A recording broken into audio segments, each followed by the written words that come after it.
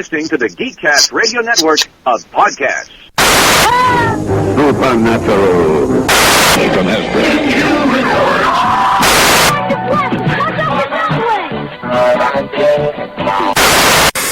Brave Star. Maybe it was a Manglore. It's Castle Grayskull. Tune in next week for a much better episode. For now, though, courage. Hello and welcome to the 52nd episode of ToyCast, sponsored by BigBadToyStore.com, where you can save from 20 to 90% on over 1,000 items. I am your host, TFG1Mike, and joining me is GeneralTekno. Hello. Hello there. How are you, sir? I'm doing all right. Spent like 4 hours wiring up a circuit board this afternoon, but otherwise all right. Why are you playing with wires? It's for my project course, so. Oh, okay. So there's an educational component to this. Uh-huh. Yes, again, I did it in episode 51, I'll do it again in this episode, since this is the first episode you've been in since 50, like to congratulate the winner of the Recon Ravage you gave away. Right off the top of my head, I don't remember exactly who won it, but congratulations to them. We will probably do another contest at some point. I don't know exactly when. Indeed, that Ravage is one awesome figure. You know, it'd be nice if we can get a connection to Hasbro Canada or Hasbro America, and yeah, that'd be pretty hard to do, I think, but that would be nice. It'd be nice. What's been going on with you, other than playing with wires for education? Not much. I just got home today, and this was a really nice surprise. I got home, and as I get up to the house, I look and see that there's a package wedged in the door. Cool.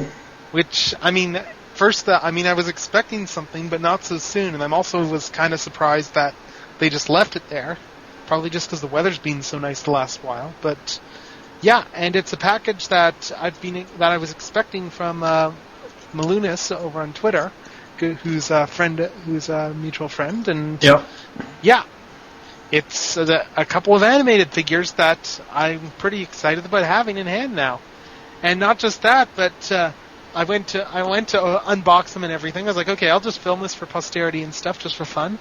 I pull them out, and now I mentioned to him, like, when he got the figures, I was like, yeah, go ahead and take them out and stuff, the box, just have fun with them. They're toys after all, and I'm going to be unboxing them anyway.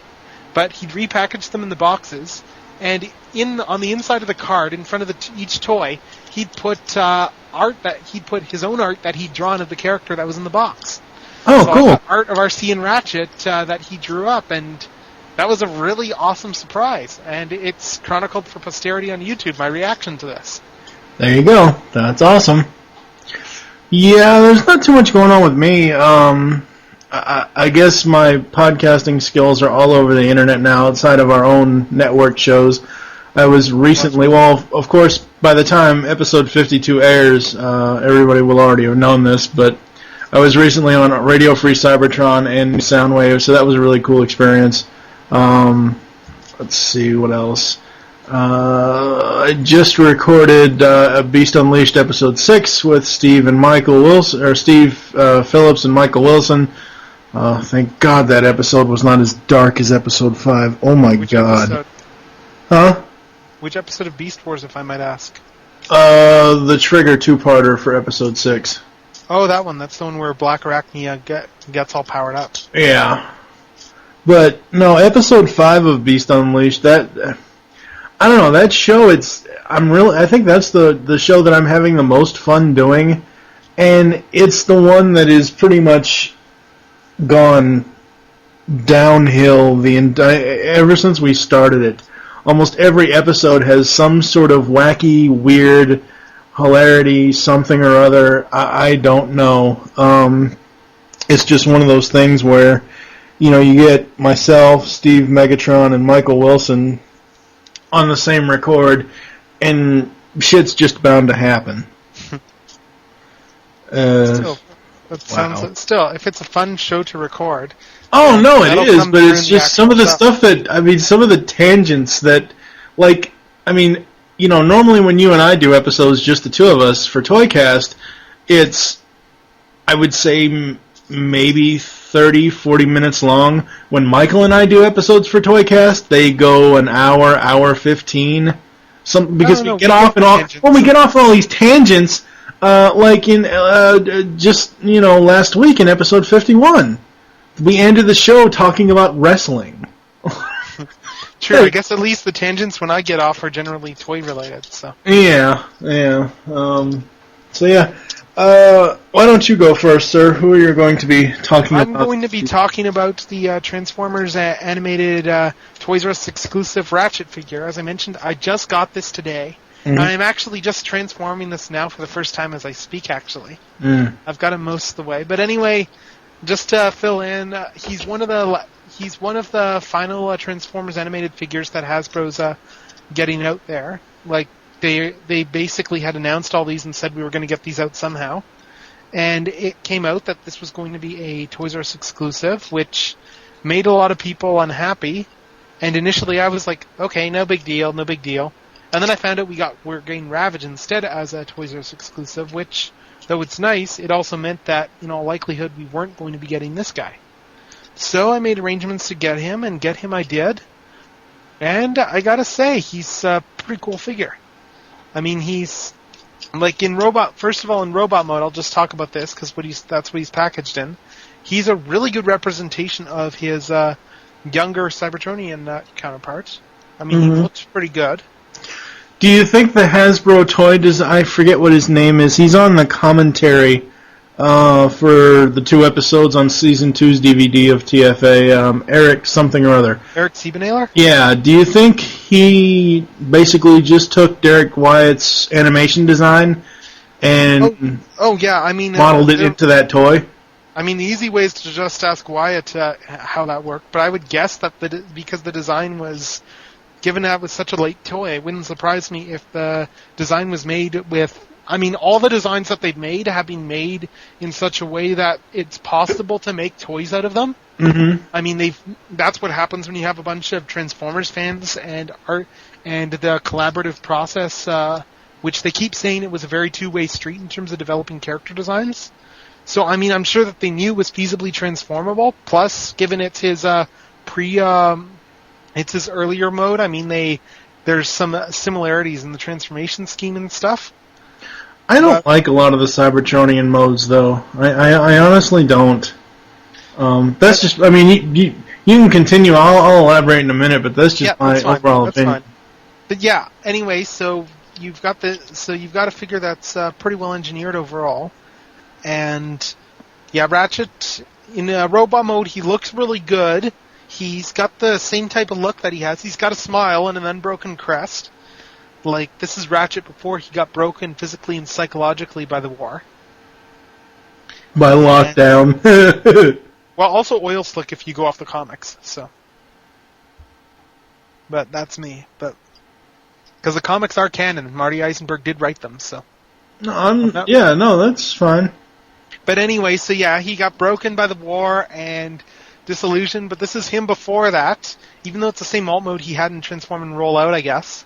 The Cybertronian version of his alt mode. Mm-hmm. But he looks really good. He doesn't have the gut, for one. Like, it's a lot more flush than his Earth mode toy.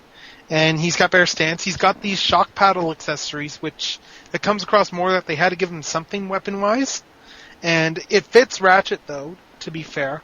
I like it a lot better than the stupid magnets that are on the original toy. Which, yeah, I don't like those magnets. I keep his accessories in a bag, and I actually have the Unicron.com upgrade kit, which I got last year, and I just give him those magnets. And those look a lot better than the ones he came with. Yeah, exactly. You keep those folded back, and then you just clip the Unicron.com ones in, and the bonus is since they clip in around the spring, then it keeps the other ones from automatically popping out as well. But anyway, so he looks pretty good in his alt mode. There were a few paint splotches on the face, but I mean, really, quality control, I don't really mind given he's an exclusive that's in a country other than my own. I'm just happy to get the figure. Yeah. Because it's nothing that's really major. Anyway, one thing I have to say as well that I like a lot more than the regular Ratchet is the way the backpack is done is a lot more accurate to the show than on the original toy. Mm-hmm. Because you know how he's got the backpack, how he's got more of a backpack on his animation model and that it hangs over his back a bit and behind the head. On the original deluxe toy, it wasn't able to do that. The backpack from the front view or anything, it didn't really look all that accurate. But this one, the look of the backpack, like he's essentially his animation model, very much so on this, and it shows. The only real thing that takes away maybe is the fact that his front treads are stored in his chest, but that doesn't really take away or detract or anything. They had to put them somewhere, and it actually fills them out really well. Mm-hmm. Like he's pretty solid all around or anything and all. And yeah, transformation, I transformed him while you were doing the first bit here and I was listening. And yeah, I like his transformation as well. It's different than the original Ratchets. Like it's very different in how I guess there's some similarities in that the arms still go in the back of the truck, like this, in a similar way, only they fold up a bit differently now. And the legs transform differently as well, in that they don't quite become the back of the. They don't quite become the back, but yeah, it all looks pretty good though. And yeah, it looks like his TV show's vehicle mode, I have to say.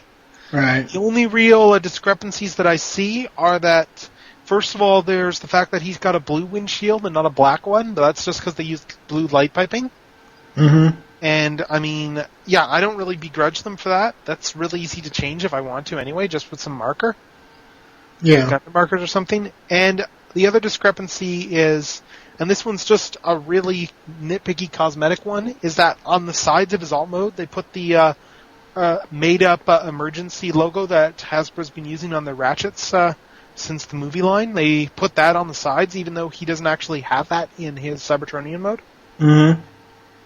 But that really doesn't take away. It's just red stuck over the black. So, and I'm probably not going to touch that. I'm going to be repro labeling over his other faction symbol, though, simply because of the fact that I don't like the silver and gold faction symbols. I'd rather have my good old red classic ones. Yeah. But yeah, the vehicle mode is very solid. He pegs together really well. And as people have said on other podcasts and stuff, just in reviews he's got a lot of holes in him and stuff. But if you actually look at a picture of the animation model, he's actually really accurate to it. Like, this is pretty much what Ratchet looks like. And yeah. I really hope that we get an Ironhide out of this mold. And I know I'd heard mentioned on another podcast as well, this was the TFW one, I believe, that they were wondering about the feasibility of Ironhide, just simply because of the fact that, well, he's another Ratchet's got a lot of red on him, and Ironhide's red. But in animated, I noticed Ironhide's more of an orange, so he's actually going to stand out on the shelf next to Ironhide in animated was orange. Yeah, so he's actually going to stand out pretty well. And with that new head, I think that we're going to see him in some form simply because we know they tool the head for him in the mold itself. So It's no extra effort for Hasbro to make an Ironhide version of the mold. And we have Eric Siebenahler to thank for that as well. He's the one that got that Ironhide head done, I believe. Would they also do a silver repaint of Ironhide, though? I can't see them doing that, no. Maybe I can see that maybe as... Because there's no way that you could actually do, like it showed in the show, where he armors up. There's no way you could do that on a toy. Like, come to think, this just occurs to me now. I suppose that if anyone does something like that, it'll be someone in Japan that does that to the toy, because they're getting they'll probably get Ironhide as well. Right. And I know that, but I'm saying... And a silver Ironhide, honestly, that would be a really good eHobby release, for instance, or even a lucky draw. Right, but what I'm saying is, as far as being... Because the whole point of animated was that between the cartoon and the toys, they were extremely cartoon accurate for the most part. And what I'm saying is, going from the orange to the silver as he did in the cartoon, there's no way that you could do that with one toy. So you would have to have just a silver repaint. Yes, you would. And if anyone does that, that's going to be the Japanese. Ironhide's a popular character. You know what would be really awesome? What? I just thought of this. Instead of silver paint, chrome him out. Yeah, that's the entire figure. Repaint it, and don't even repaint it, just chrome it. Yeah, have the whole thing in silver chrome. That's what a lucky draw is, essentially. That's why I said, like, a lucky draw or E-Hobby. Like, yeah. If E-Hobby did it, I would expect it to be chromed completely. So, I'm curious. He could even look good if Takara does a lot of chroming. Like, they would probably chrome his chest, for instance, and that would actually look pretty good. Yeah. Yeah. You have anything else to say about Ratchet? Nothing much. I mean, he's a great figure, and he's got his war wound as well. It's kind of an animation model inconsistency when you think about it. The X across his chest, you mean? No, I don't. No, not the X across his chest. I mean, it's slightly different, I guess. I mean the war wound on the side of his arm. Oh. That took the EMP. Okay, yeah. He's got that there, but by the same token, that also means that, in theory, I should be able to plug the EMP into him, which I'll probably go ahead and do because I don't normally keep it with Lockdown. I like to put it on Ratchet instead. Yeah. But yeah, he's a good figure, neat transformation. I'm impressed by this guy. And if you can get your hands on him, then, yeah, get your hands on him in RC. I still have to actually get my RC out of the box and start fiddling around with it and then raving about how great RC is. But there's been a lot of that, and Ratchet has gotten a lot less love in podcasts and stuff.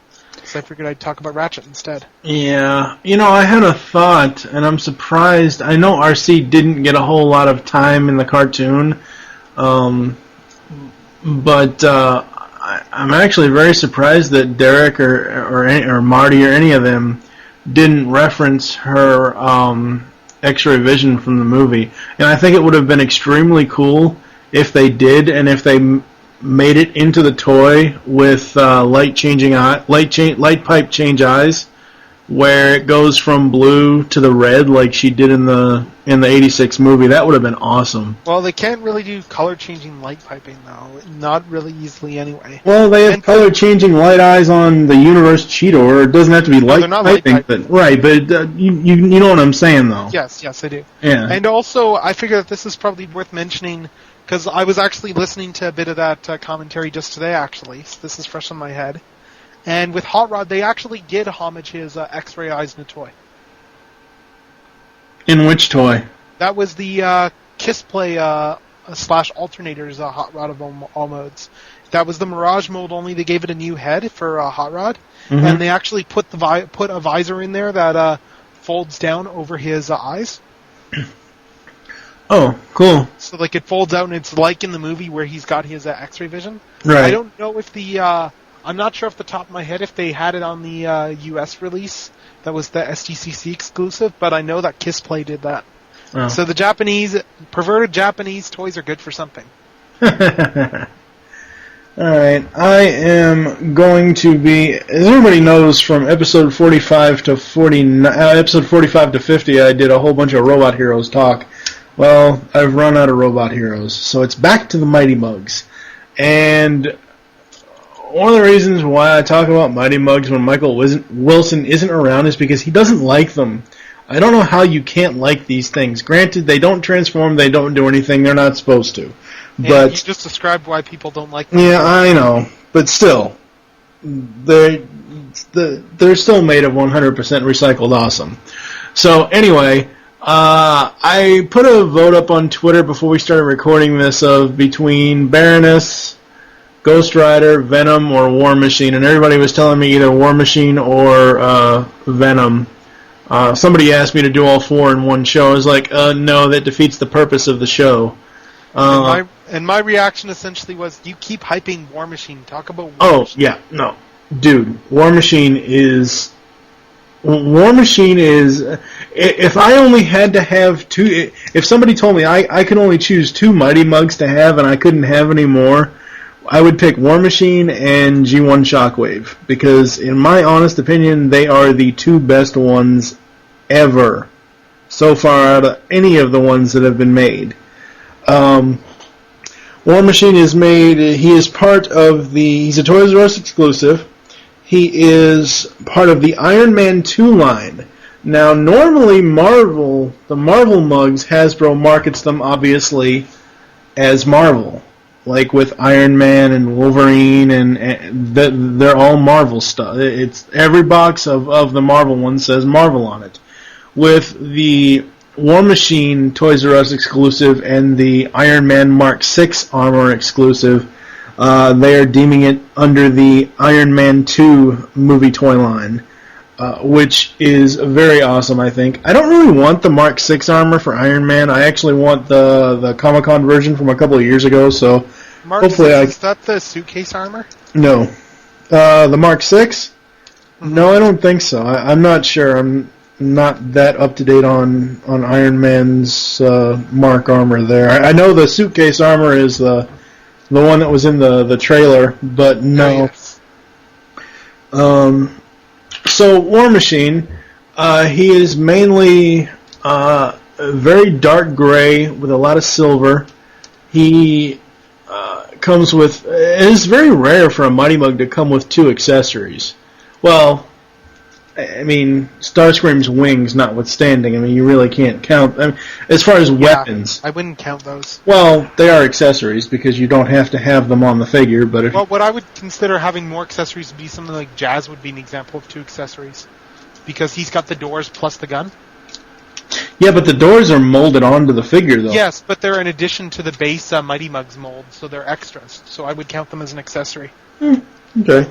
Well, I think the only other one I have that has come with 2 actual weapons was Snake Eyes from the G.I. Joe line. He comes with a sword and a gun. But War Machine comes with his missile launcher and a Gatling gun that both peg into his shoulders. A lot of people have asked me, well, are the weapons, wouldn't it be cool to interchange the weapons between the Mighty Mugs? Like, say you want to put Megatron's fusion cannon on War Machine. Well, and I believe it was Michael Wilson that brought that up. Only one problem is the holes are a different size, so they won't exactly fit correctly. They will fit, but just barely. So, and I really don't care to mix and match weapons with these. I mean, the whole point of Mighty Mugs is to have them specific to the character. And I do not display War Machine without his weapons on his shoulders because it looks like he has 2 large holes in his arms, and it just looks weird. Plus, that's not War Machine. War Machine is all about extra weapons. True. Like I said before, he's mainly, I would say black, dark gray, silver, and white. And the only part where he has white is his eyes, his eyelids. They painted this thing very, very well. He just looks so superimposing, I think. Just very, very well done. Overall, and the good thing about this, the one thing I was worried about him, and I think I mentioned it in the video that I did a while ago on YouTube, I'm not sure, with these weapons on his shoulders, I think I mentioned this to you a while ago. We were doing some off-air chat or something, I think when I first got him. Because his weapons are on his shoulders and the Mighty Mugs' heads are so large, obviously, a lot of the other ones, like Optimus Prime and Megatron and Soundwave and everything else, if you move their arm up, like, say you have the weapon in his hand, and you move his arm up to where his head is, the weapon will kind of get in the way, and you can't really move the arm all the way up. Well, with War Machine's weapons in his shoulder holes, his head still, there's plenty of clearance room to move his head 365 degrees, or 360 degrees. 365, what the hell? So, I mean, they really, really went to a lot of detail with this one as far as making sure there was enough head clearance for his head to turn all the way around. Just overall, a very, very great toy. Sweet. Yep. What else do we want to talk about? Well, I just finished opening and transforming my RC. Good. She's a neat figure, I have to say. I'm not going to say much about it other than it's definitely RC. I'm gonna be doing some paint touch-ups on her for sure. I know that. Like the face, for instance, I want to add some black detailing to that so that'll really pop. But yeah, this is a really good RC figure. Like, if you're a G1 fan, for instance, like, get this RC because it's the closest thing to a G1 RC we're going to be getting anytime soon. It's the only thing to a G1 RC we're ever going to get. Closest only, same thing. No, it's not closest. It is the only. Mm-hmm. Closest Also, only counts in horseshoes and hand grenades. And curling. No. What do you mean? Closest to the house? Closest to the buttons? So. Oh, wow. Okay, What? then. What? I like curling. I like my curling. That's a Canadian sport. I'm not denying that. I'm not denying that at all. Although, quick note, this was actually brought up on another podcast. Again, I think this was GogDog on TFW who brought this up. That RC, she actually has a tramp stamp just based off of where her faction symbol ends up in her windshield ends up in robot mode. Yeah, it ends up being her ass. And a couple of people actually brought it up on their videos. I think Piog did it in his video. There's actually a couple ways I noticed to... No, I know. It was TJ on his video that did it first, I think. Okay. That may well be. Yeah, it looks like there's a couple of ways to arrange it, though, so... I'm still playing around with this, so I mean, it's... it looks like it's...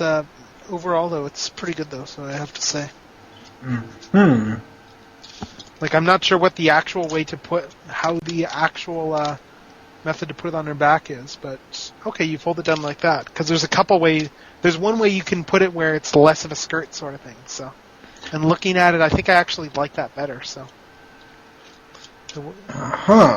A particular way than what the instructions show. But that's me. So is there anything else you want to talk about? Nothing I can think of. I mean, also included in this package, I got a bunch of the Armada era minicons, like the Skyboom Shield, Star Saber, and the Requiem Blaster teams. So, given I've never had any Armada, I've got very few Armada era molds and toys. So it'll be interesting looking at these just from a retrospective perspective.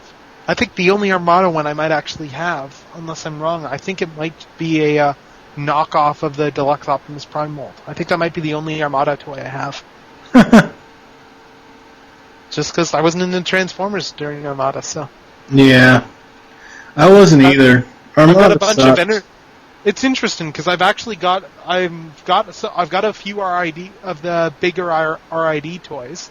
I've got some which I've gotten after the fact. I've got a bunch of the Energon toys. I've got a whole bunch of Cybertron, but I've got don't think I have any Armada before this. So it's interesting, really.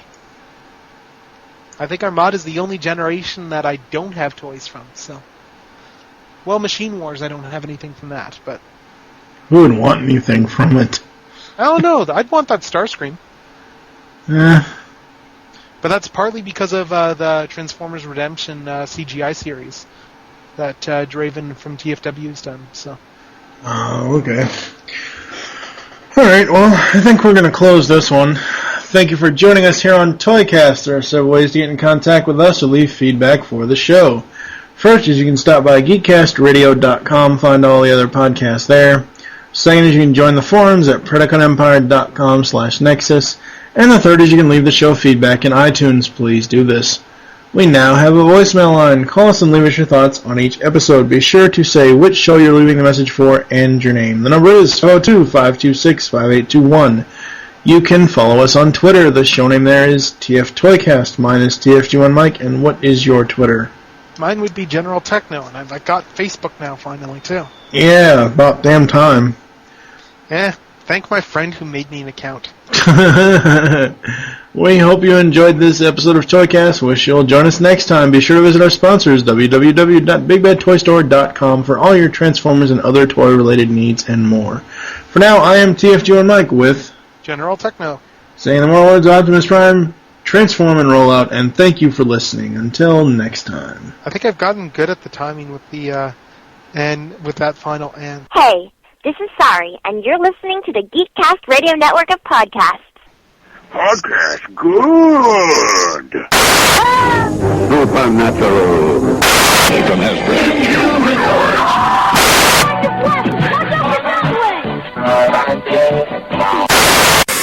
brave star. Maybe it was a Manglore. It's Castle Grayskull.